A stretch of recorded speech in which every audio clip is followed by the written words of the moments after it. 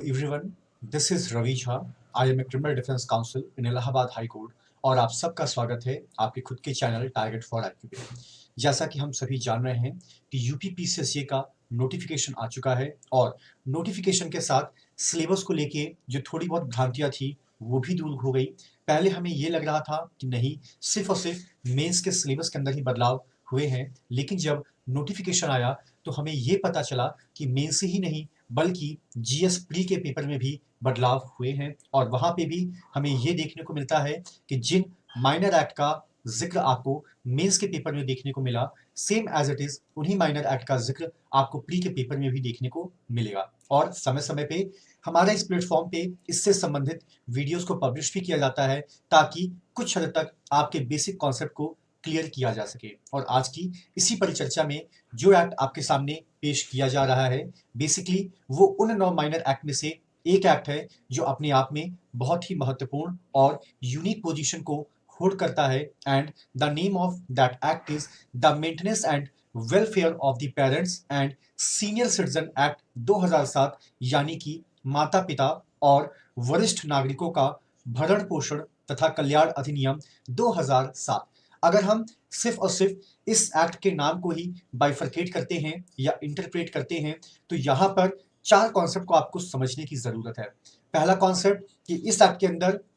जो सबसे ज्यादा प्रेफरेंस दी गई है वो दी गई है आपके माता पिता को और आपके सीनियर सिटीजन्स को। यहाँ पे जब हम पेरेंट्स की बात करते हैं तो वहां पर एज का डिटर्मिनेशन बिल्कुल भी नहीं किया गया है, लेकिन जब हम सीनियर सिटीजन की बात करते हैं तो यहाँ पे हर वो व्यक्ति जो अपनी 60 वर्ष की आयु को प्राप्त कर चुका है, अमूमन उसे सीनियर सिटीजन की कैटेगरी में रखते हैं। दूसरी बात यहाँ पर कही गई है आमतौर पे आपके मेंटेनेंस की, और तीसरी बात यहाँ पर की गई है आपके कल्याण यानी कि आपके वेलफेयर की। तो अगर मैं ये कहूं कि कहीं ना कहीं ये दायित्व है उन सभी बच्चों का या उन सभी रिलेटिव का,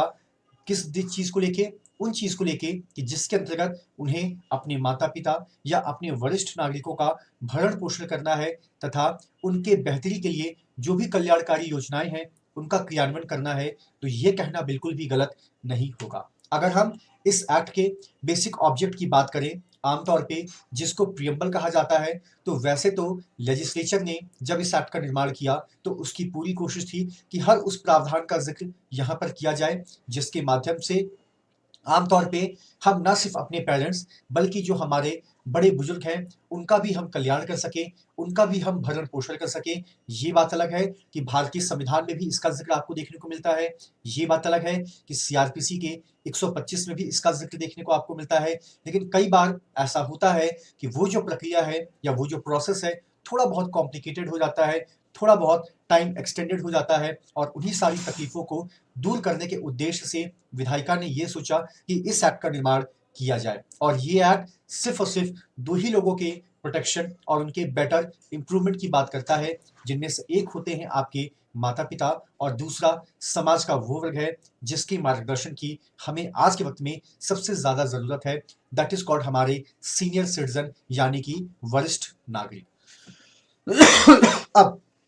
अगर हम इस एक्ट के बेसिक ऑब्जेक्ट को देखते हैं तो हमें यह पता चलता है कि अगर हम पहले के दौर को देखें तो वहां पर हमने अपने परिवार में देखा, अपने समाज में देखा कि जो वरिष्ठ नागरिक होते थे या जो माता पिता होते थे उनको भगवान का दर्जा दिया जाता था, उनका बहुत ही सेवा होता था, उनका काफी ज्यादा सत्कार होता था। लेकिन जैसे जैसे समय हमारा डेवलप हुआ तो हमें ये देखने का मौका मिला या ये चीजें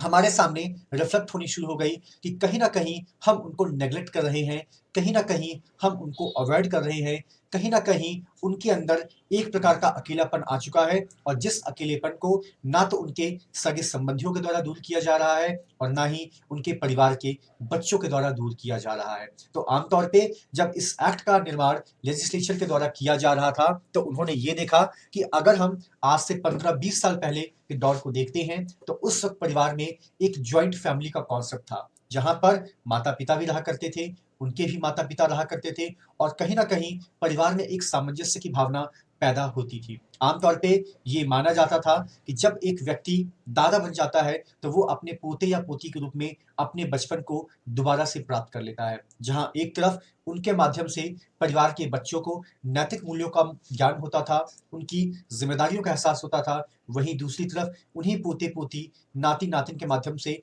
उनकी भी टेक केयर होती थी। लेकिन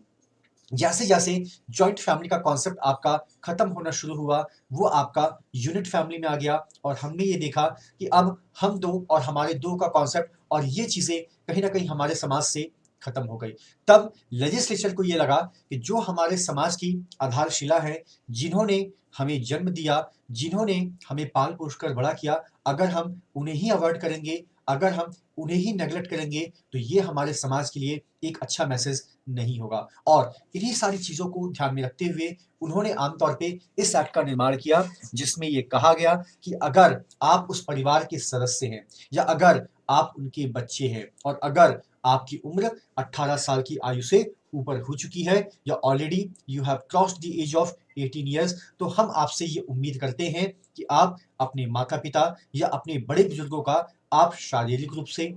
आर्थिक रूप से, सामाजिक रूप से, मनोवैज्ञानिक रूप से, यानी कि समाज के जितने भी आपके कोने हैं, उन सभी दृष्टिकोण को ध्यान में रखते हुए आप उनका ख्याल रखेंगे। वैसे तो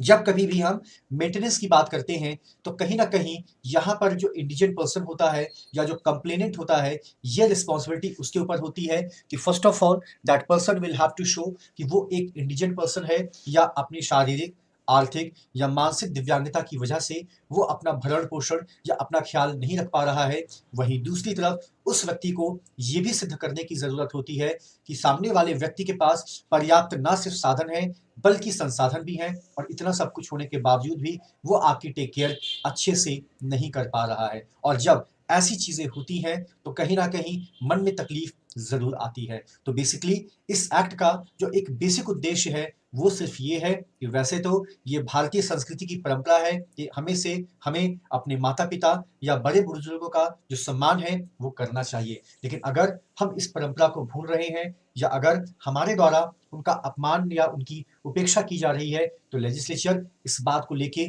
प्रोएक्टिव है और उसने बहुत सारे ऐसे प्रावधान किए हैं कि अगर आप उनका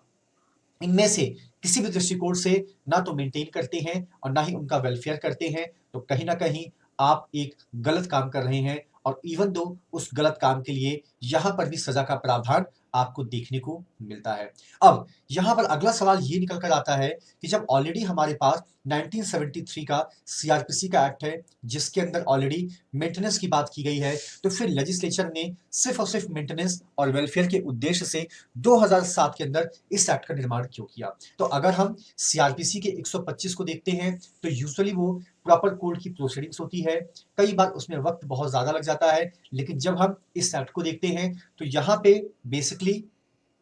जो भी आपका काम होता है, उसके लिए राज्य सरकार की तरफ से अलग एक मेंटेनेंस ट्रिब्यूनल को सेटअप किया गया है। वहाँ पर राज्य सरकार खुद एक प्रिसाइडिंग ऑफिसर को अपॉइंट करता है। आमतौर पे उस प्रिसाइडिंग ऑफिसर की जो रैंक है, वो सब डिविजनल ऑफिसर से कम नहीं होनी चाहिए। हम कह सकते हैं ऑलमोस्ट पीसीएस या उसके समतुल्य रैंक का ही वो अधिकारी होता है। रहा सवाल प्रोसीडिंग के कंप्लीट होने का, तो उसके लिए मैक्सिमम 90 दिन का टाइम पीरियड आपको दिया गया है या अगर आप किसी वजह से 90 दिन के अंदर उस प्रोसीडिंग को कंप्लीट नहीं कर पाते हैं, तो फर्दर 30 दिन का टाइम पीरियड आपको और दिया जाता है और आपसे उम्मीद की जाती है कि अब जब आपको 90 दिन के अंदर भी आप नहीं कर पाए, तो कम से कम आने वाले 30 दिन यानी कि ओवरऑल 120 दिन के अंदर तो आप इस प्रोसीडिंग को ज़रूर कंप्लीट करेंगे। तो जब हम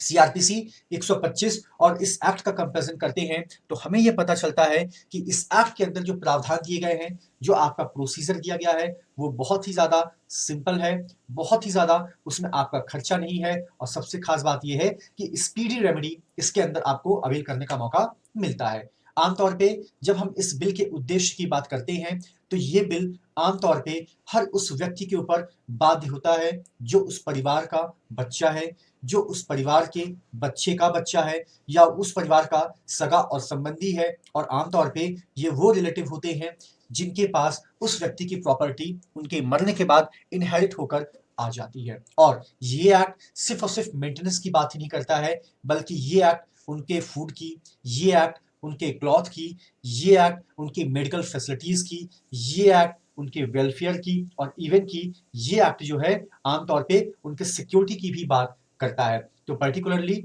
अगर आपसे ये सवाल पूछा गया कि what is the object of the act of maintenance and the welfare of parents and senior citizen act 2007, तो कम से कम आपको इन सारी चीजों का जिक्र जरूर करना पड़ेगा। अब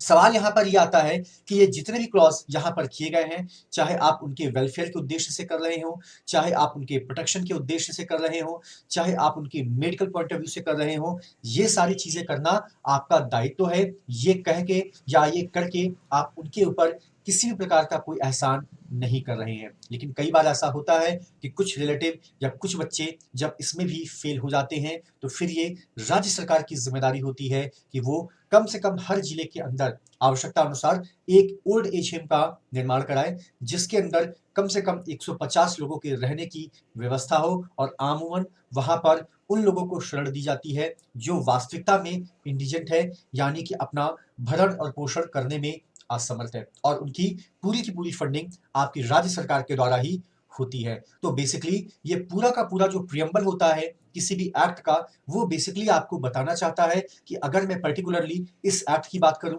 जिसके अंदर आपको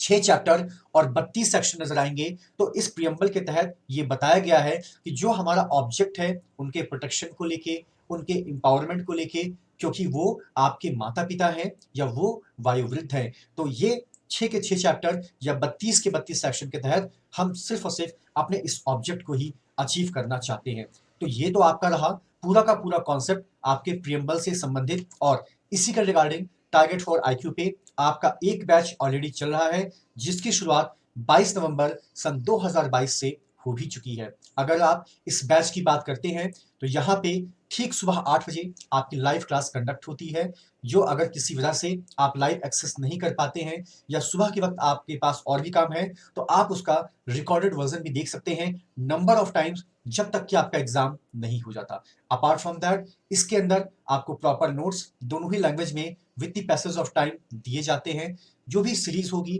टेस्ट से संबंधित उस सीरीज के अंदर भी आपको शामिल किया जाता है, और इस बैच के कंप्लीट होने का एक फ्रेम टाइम है और वो है लगभग आपका 3 महीने। अगर आप इस बैच में इनरोल होना चाहते हैं तो आप डिस्प्ले पर दिए गए नंबर 7500110314 पे आप कॉल या मैसेज करके भी आप इनरोलमेंट के प्रोसीजर के बारे में जान सकते हैं। So it's all about the concept of this act and thank you so much to all of you for all your love and support to the team of Target for IQ. Thank you so much.